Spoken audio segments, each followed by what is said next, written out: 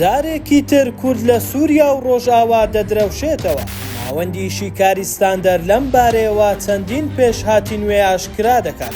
گۆڕانکاریە خێراکانی چەند ڕۆژی ڕابردوو لە سووریا جارێکی تر چاوی کۆمەڵگەی نێودەوڵەتی بردەوە ئەو وڵاتە بەرەو پێشچوونە خێراکانی بەرەی تەحریری شام لە حەلەب وای کردووە ئەمریکانی گەرانیەکانی زیاتر بێت. کۆشکی سپیش جارێکی تر پابەندی خۆی بەکارکردن لەگەڵ هەسەدا دووپات کردەوە بە بڕوای ناوەندی شیکاریستاندەر دۆخەکە لە بەرژەوەندی کووردا، چونکە ترامپ دەیویست هێزەکانی ئەمریکا لە ڕۆژئاوا بکشێنێتەوە، بەڵام ئەم دۆخە ناچاری دەکات نەک هەر بمێنێتەوە پشتیوانیش زیاتر بکات. ئەمەش وا دەکات پێگەی کورد لە سووریا بەهێزتر ببێت. ئەوەی بۆتە مەترسی فشاری تورکیایە بۆ سەر ئۆپۆزیسیۆنی سووری، ئەو پێی دەیەوێت شەڕ لە نێوان کورد و ئۆپۆزیسیۆن دروست بکات، بەڵام تا ئێستا بەرەی تەحریری شام نەچۆتە ژێر باری ئەو داواکاریە. کۆمەڵگەی نێودەوڵەتیش هەسەدا وەک تازە هێزی متمانە پێکراو دەبینن، ئەوەش وا دەکات بە هەموو شێوەیەک پشتیوانی بکات. بێهێزبوونی دیمەشق و تاران و ئەنقەرە لە قازانجی کووردە،